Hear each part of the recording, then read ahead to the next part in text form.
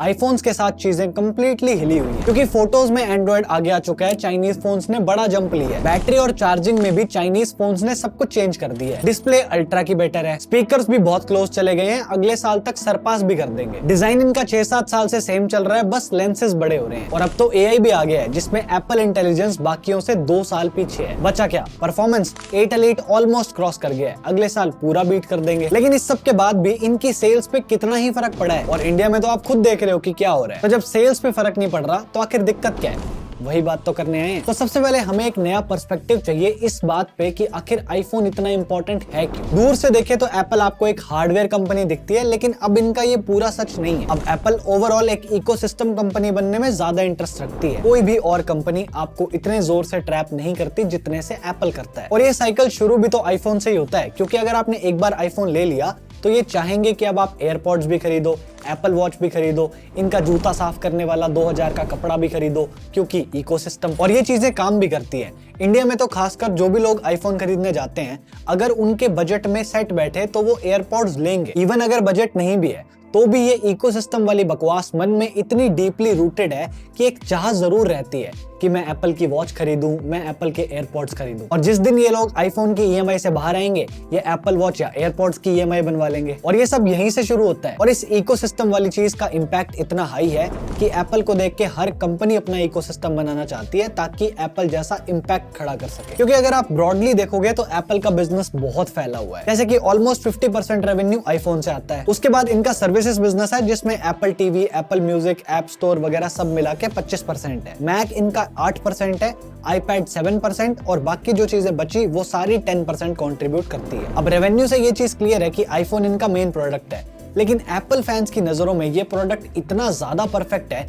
कि इसको ठीक करने की कोई जरूरत ही नहीं है। इंडिया में तो आईफोन 16e एप्पल को और ज्यादा ग्रोथ दे रहा है, तो हमारे वालों को तो सिर्फ लोगो से मतलब है। बाकी कुछ लोग जिनको 2-4 बातें समझ में आती है, उनके हिसाब से अगर हम आईफोन को ठीक करने जाएंगे तो एप्पल का पूरा बिजनेस मॉडल ही बदलना पड़ेगा। इस सब से बचने के लिए एप्पल खुद भी पता नहीं क्या क्या कर रहा है। इनोवेट करने के चक्कर में इन्होंने ये एक बटन लगा दिया है जिसे iJustine के अलावा कोई भी यूज नहीं करता। तो जो प्रॉब्लम है वो ये है कि टेक कम्युनिटी को अब दिखने लग गया है कि आईफोन कंपटीशन से कितना पीछे है, लेकिन आम लोगों को ये सब इतनी जल्दी दिखता नहीं है। और एप्पल के लिए इन्हीं आम लोगों की संख्या इतनी ज्यादा है कि वो टेक वालों पे कभी फोकस ही नहीं करते। किया होता तब तक नॉन प्रो में 120 हर्ट्ज नहीं आ गया होता। जब आइकन्स इधर उधर करके ये कंपनी $3 ट्रिलियन पे बैठी है तो एक्स्ट्रा कॉस्ट क्यों बढ़ानी। और आम लोगों का परसेप्शन तो बहुत लेट चेंज होता है। जैसे अब जाके लोग मानने लगे कि वीवो के फोन्स अच्छे होते हैं। पहले तो वही था कि इसमें चिकनी चमड़ी वाली फोटोज आएंगी तो लोग लेते नहीं थे, बट अब चीजें चेंज हो गई हैं। एप्पल का भी यही है। अब भी लोगों के मन में आईफोन को लेकर परसेप्शन ये है कि इट जस्ट वर्क्स,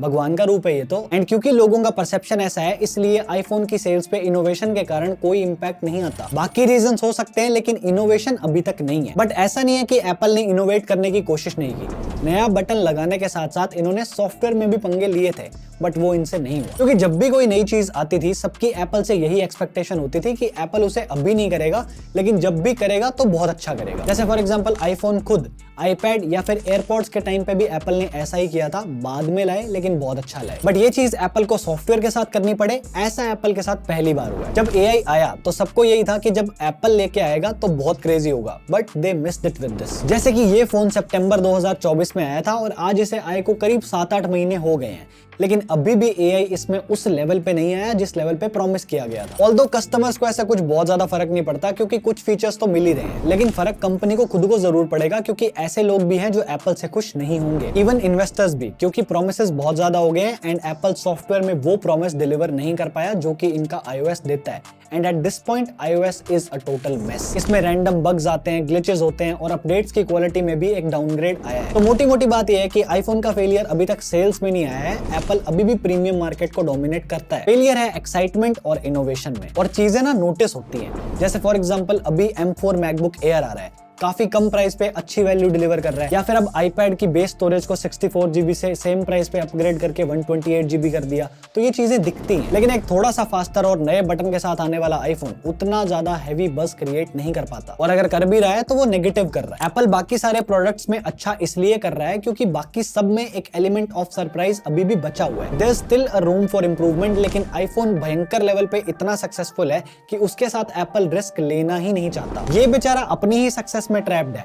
और अब ये एप्पल पे डिपेंड करता है कि उन्हें परसेप्शन की पड़ी है या प्रॉफिट की, और आप और हम दोनों जानते हैं कि इसका जवाब क्या है। बट कुछ जगहों पे एप्पल का लैक ऑफ इनोवेशन उन्हें दिक्कत देने लगा है, जैसे कि चाइना में लोग ज्यादा फीचर्स की डिमांड करते हैं, एंड ये चीज प्रूव भी होती है जब एप्पल हुआवे और वीवो के बाद चाइना में 3rd प्लेस पे आ गया, और चाइना में एप्पल की सेल्स 17% से गिर गई है। और चाइना के आईफोन 16 में तो कुछ रेगुलेटरी इश्यूज के कारण एप्पल इंटेलिजेंस भी नहीं है। वैसे चाइना वाले कुछ खास मिस आउट नहीं कर रहे, लेकिन उनका तो फोन लेने का रीजन वैसे ही खत्म हो गया। आई डोंट नो एप्पल वहां मार्केटिंग कैसे कर रहा होगा, क्योंकि एआई वाली तो कर नहीं सकते, तो क्या लिखेगा, meet the new iPhone 16 which is not iPhone 15। और चाइना में सेल्स डाउन होने का रीजन वैसे पॉलिटिकल भी है, जैसे अभी दोनों कंट्रीज टैरिफ खेल रही हैं विदाउट इवन रियलाइजिंग कि बिजनेस पे क्या फर्क पड़ता है। बट चलो इस सब में नहीं जाते हैं, मोटा बात यह है कि इनका लैक ऑफ इनोवेशन इनके सेकंड लार्जेस्ट मार्केट में अब दिखने लग गया है, तो अब तो इनके दिमाग में घंटियां बज जानी चाहिए। अभी हमने आईफोन्स की बात करी है, बट बाकी बिजनेस को देखें तो वो कस्टमर्स के लिए बहुत अच्छे रिजल्ट्स दे रहा है, लेकिन एप्पल के लिए वो भी नहीं दे रहा। जैसे फॉर एग्जांपल आईपैड्स, आज अगर किसी का बजट रिस्ट्रिक्टेड ना हो तो मैक्सिमम लोग आईपैड्स प्रेफर करते हैं, एंड अभी इन्होंने नया और सस्ता आईपैड भी निकाला है जो आपको 35,000 में मिलेगा। मेरे लिए 35,000 सस्ता और बजट वाला नहीं है, मैं एप्पल के पर्सपेक्टिव से बात कर रहा हूँ। तो इस बजट में ये बहुत ही अच्छा टैबलेट है, और एंड्रॉइड वालों की तो इसने ऐसे ही छुट्टी कर दी। लेकिन आईपैड के रेवेन्यू में आपको कोई खास जंप दिखेगा नहीं, जंप छोड़ो ये नीचे ही गया है, क्योंकि आईपैड में मेजर इंप्रूवमेंट किस चीज का है, ऑब्वियसली परफॉर्मेंस। लेकिन एम सीरीज से पहले भी आईपैड में परफॉर्मेंस की कमी थोड़ी ना थी, बस तब लोग उसमें परफॉर्मेंस के नाम पे सिर्फ गेम्स खेलते थे। ये तो एम सीरीज के बाद हुआ है कि एप्पल ने आईपैड पे एफसीपी या डाविंची जैसे सॉफ्टवेयर रिलीज करे ताकि लोग इसकी परफॉर्मेंस को निचोड़ सकें, लेकिन जो लोग इन्हें यूज करते हैं वो वैसे भी मैक रखते हैं। तो अब आपको समझ आ रहा होगा कि आईपैड क्यों पीछे चल रहा है। नेक्स्ट अगर एप्पल सर्विसेज को देखें तो आपने ये बात बहुत बार सुनी होगी कि एप्पल म्यूजिक जैसी ऑडियो क्वालिटी कोई भी और स्ट्रीमिंग सर्विस नहीं देती, which is 100% ट्रू। जो भी एप्पल म्यूजिक अफोर्ड कर सकता है वो इसे लेता है, भले ही YouTube प्रीमियम बेस्ट सब्सक्रिप्शन है, लेकिन एप्पल म्यूजिक के लिए लोग अलग से पैसे देने के लिए रेडी है। और इंडिया में तो एप्पल वन का प्राइस भी काफी अफोर्डेबल है, 200 रुपए में आपको 50 GB cloud storage, Apple music, arcade और टीवी तीनों मिल जाते हैं। अब एप्पल टीवी और आर्केड का तो इतना ज्यादा यूसेज नहीं है, लेकिन म्यूजिक और क्लाउड का तो डेफिनेटली है, और आपको ये चीज नंबर्स में भी दिखेगी। 2022 में एप्पल का सर्विसेज रेवेन्यू था 78 बिलियन, 2023 में हुआ 85 बिलियन और 2024 में था 96 बिलियन। तो एप्पल अपने सर्विसेज बिजनेस को ग्रो करने में काफी ज्यादा सक्सेसफुल रहा है। इसके बाद हम मैकबुक्स पे आते हैं। जब से एप्पल ने एम सीरीज निकाली, इन्होंने मार्केट को 360 डिग्री टर्न कर दिया, बट उस सब के बाद भी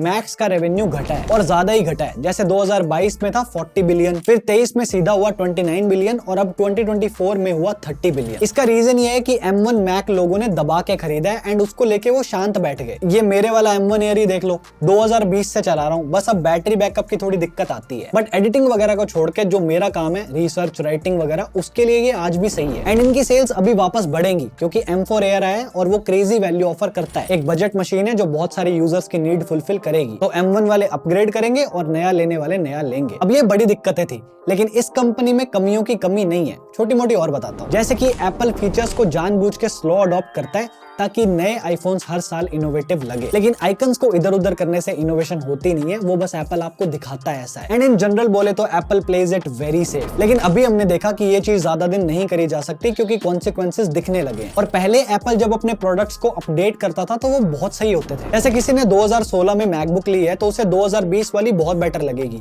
लेकिन हर प्रोडक्ट कैटेगरी के साथ ऐसा नहीं है, क्योंकि अभी 4 साल पहले एप्पल ने अपने हेडफोन्स निकाले थे और 4 साल तक उसको कोई अपडेट नहीं मिला, और 2024 में जब सक्सेसर आया तो उसमें USB-C दे दिया और कुछ भी नहीं था। फिर अभी 4 साल बाद जब इन्होंने अपने HomePod मिनी को अपडेट किया तो उसमें बस नया कलर डाल दिया, उसके अलावा कुछ नहीं है। नई प्रोडक्ट कैटेगरीज भी नहीं आ रही। I mean, इनके पास पावर है कि ये इंडस्ट्रीज तक को हिला सकते हैं, जैसे कि इन्होंने एप्पल वॉच और एयरपॉड्स के साथ किया था। बट अब वो चीज और हो नहीं रही, क्योंकि इतने टाइम बाद जाके जब इन्होंने अपना विजन प्रो निकाला तो सबको लगा कि ये मार्केट खा जाएंगे, बट ऐसा कुछ भी नहीं हुआ। लेकिन हो इसका उल्टा गया, क्योंकि वो सस्ते प्रोडक्ट्स हैं, लोग इन्हें यूज भी कर रहे हैं, लेकिन इसको लोगों ने उतना लिया नहीं क्योंकि प्राइस टैग इतना ज्यादा है। जब तक ये $500-700 में नहीं बनेगा तब तक ये मेन स्ट्रीम नहीं हो पाएगा। तो बेसिकली एप्पल को अपने बेसिक्स पे वापस जाना पड़ेगा, जो श्री स्टीव जॉब्स कह के गए थे कि भाइयों थिंक डिफरेंट। देखो बाकी सब अपनी जगह है, but this product is boring yet perfect. नहीं मानते तो यहाँ क्लिक करके देख लो, अपने आप समझ जाओगे। But for now this is it from my side. Thank you so much for watching.